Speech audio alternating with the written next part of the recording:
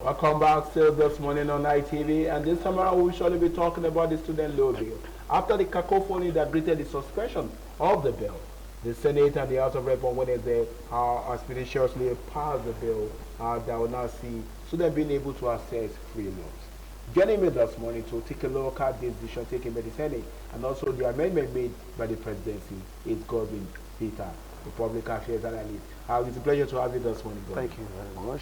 It's a pleasure of being here, sir. Yeah, after the cacophony that greeted the suspension of the bill, a lot of criticism, just like one of the travels of this administration, they suspended the bill, they keep playing to the gallery, and so many other things. Now, we've seen the reason why the presidency suspended the bill initially, and now the Senate are taking a decision on a show, quickly looking at the amendment made by the presidency to quickly pass this bill. How vital is a quick, swift passage of this bill to the youth of this country? This should be the second time we're discussing about this issue. Yes, I think sometime early within the year we talked about it, and it's a very sensitive topic, and it's something that will help our educational level to grow high, because there are a lot of people who have the urge and the eagerness to be in school, but because of financial issues, they are unable to make it. So if this is done transparently in a way that a common and an ordinary Nigerian student can afford, I think it's one of the greatest milestone in our educational history that's going to take place if this will be done transparently. Let's talk about the Nigerian system, the Nigerian culture. Yes. People don't believe in borrowing, getting loan to send their children to school. Even for people to borrow loan, it's also a major challenge. Now we're talking about student interest-free loan. Do you think Nigerians can key into this project? Because some people say, I can't borrow loan to send my children to school. I must suffer to be able to do. Do you think Nigerians can really key into this project? Nigerians are, in my own opinion, are starting to be corrected, are going to, with full heart and eagerness, go into this very vision, because like I said, there are a lot of people, individual students and parents, who want their children, their kids and their loved ones to be in school, who probably may not have the wherewithal financially to send their children. So if this loan is accessible and available, and the condition and terms for collection of this loan is brought to the level of an ordinary person, why wouldn't they go into? So long as they do not have the money to afford the expensive rate of education, we should know in our education institution today. Okay. When you look at the number of people going to school and stuff like that, do you think this can really also encourage so many people, especially taking a critical look at what is happening in the north, where the rate of people is not the way a lot of people wanted it to be? Do you think this could be a booster for so many people, especially in the north, who may want to take advantage of this to be able to acquire tertiary education? Like I said, it's going to be of a great advantage, but I stand to be corrected, the northern part of the country who are not really educational inclined, it's not even because of the cost of education, because if you want to compare the school fees in the northern institutions to that of the west and the east that I'm from, ours is very, very expensive, even in our federal and state-owned institutions, But I discovered that some of our people, because of how competitive to even get admission in our place is, have been running back to the northern part of the country to school. So I think to them, education, they didn't have this foundation from the very beginning, and their growth rate in terms of population is far higher compared to that our side. So I don't really think that they not being in school is because of the high cost, but in holistic sense of the context of our discussion, this is going to be a great boost in our educational history. But why do you think the government is paying more than usual attention to people being able to access education? With the issue of the student loan bill coming, why do you think government is paying more than usual attention to it? Now I want to go a bit historical. One president of Tanzania, Julius Nyerere, said that a nation that thrives is not a nation that pays much attention on economic development, but a nation that pays much attention on human capital development. So I think I want to say that this is one of the presidents of the country that have seen that if you build capacity building and human capital development, these are going to be the people that are going to facilitate the economy. Now we are having a situation where people who are not by virtue of credit and professionalism, supposed to be in at the hand of affairs in some institution, agencies, and even parastatal. You see them there, but you see that you see what in economy we call it ineptitude, because they do not have that foundational proficiency.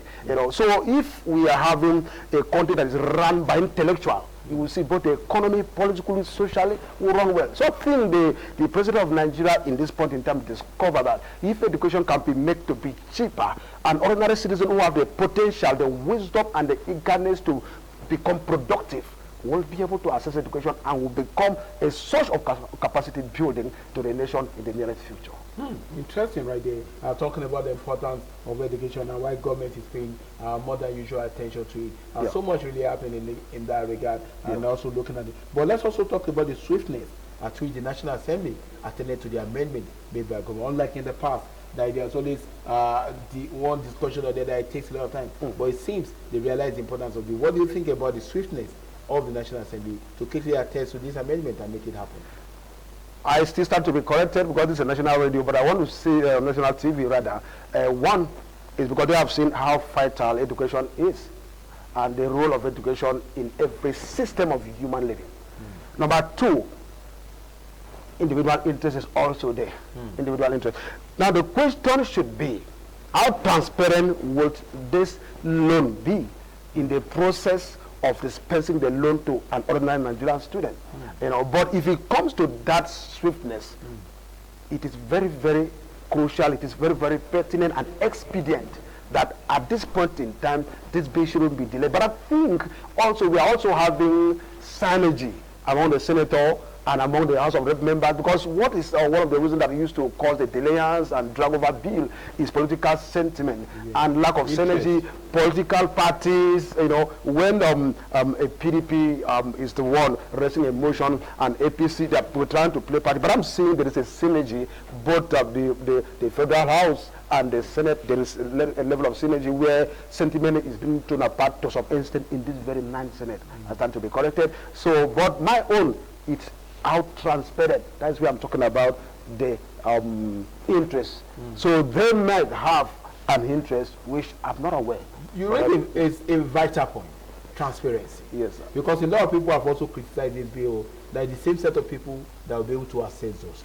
You also have doubt about the average Nigerian, the poorest of the poor, being able to, who needs this, being able to access. Do you also have that doubt about the possibility? I have 99% of doubt, knowing Nigerian factor. 99% is high. It is high because I know, not as if we are losing trust or interest or maybe hope in our country, but sometimes we judge case not out of emotion but out of the reality. I have been a Nigerian and a unionist, a standard. I've been an erudite unionist as a senator representing the whole chapter in Nakis Worldwide Student Parliament as a parliamentarian. I've also been a president of a department, so I've been a corrosive, well-spirited individual. And I know each time government at that level, the state government want to, bring bursary or any help to students, you see, even the student affairs, the government of the school, let me say the school management will have interest in it. And then the student politicians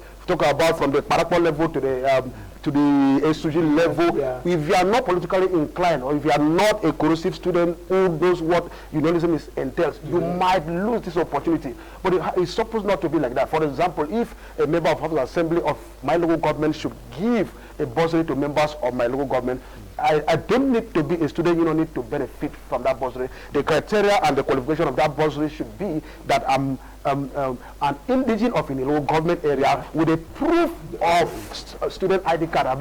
Now, but you see that where you are not that politically inclined in academic euphoria, you may stand to lose. And that is playing out in a worse manner in the secular aspect. For example, what is the template that the government is setting to monitor this process, to decentralize this money from the minister to the institutions, ownership, and to the student affairs down to the unionist level, because this thing is going to pass through process. And in that level of decentralization from the top to the down, if there is no proper monitoring and transparency, the major people who were supposed to benefit from this, whom the government with their good interest, wanted to help, might not have access. Secondly, let me still digress a little.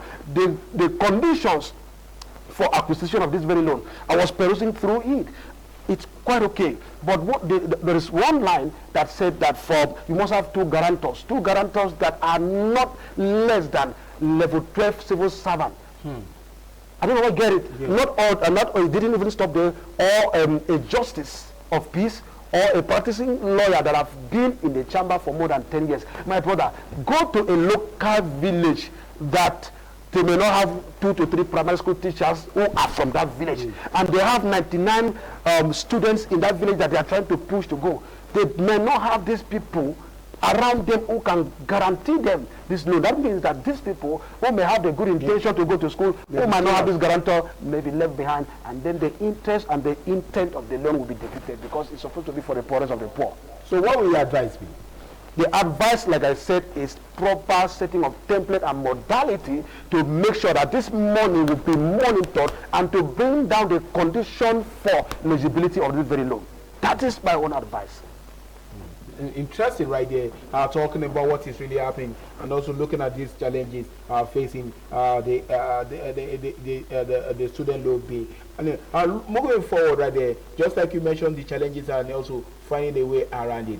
As somebody who has also been involved, so you now recommend the mode of disbursement of bursary for it to be used, because for disbursement of bursary you may not need to bring the guarantor. Yeah, no, you don't need. Your student ID card is enough, and a proof of indigeneity from that particular state and stuff like that. Can that same method be also adopted for the student loan? That method can be adopted, but I'm thinking that the government, probably that can be done at the institution level, to have a liaison officer. Okay. I don't know why you get me. There is a neutral body out of either student unionism or out of this institution management to foresee the activities of this very loan. Because when this loan is decentralized to a state, and the state governor will now sit with the Commission of Education to see how to allocate it to the students, politics will be played that the students who are the poorest of the poor might not still get it.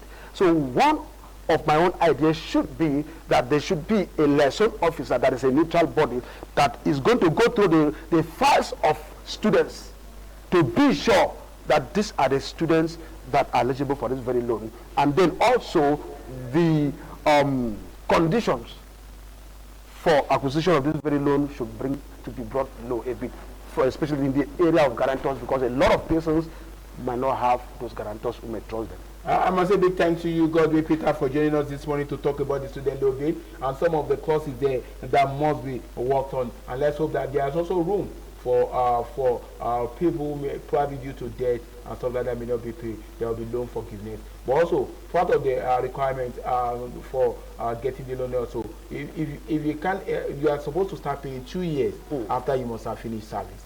And if there's a reason that you cannot get a job, you have to get an affidavit to prove that you have not really been able to get a job. So there can be an extension. And I think these are some of the modalities that we worked upon to make it happen right there. So much really happening right there. Now let's link up with our Benin Network Studio. We are Nolo Steven is also standing by to take us through the social media.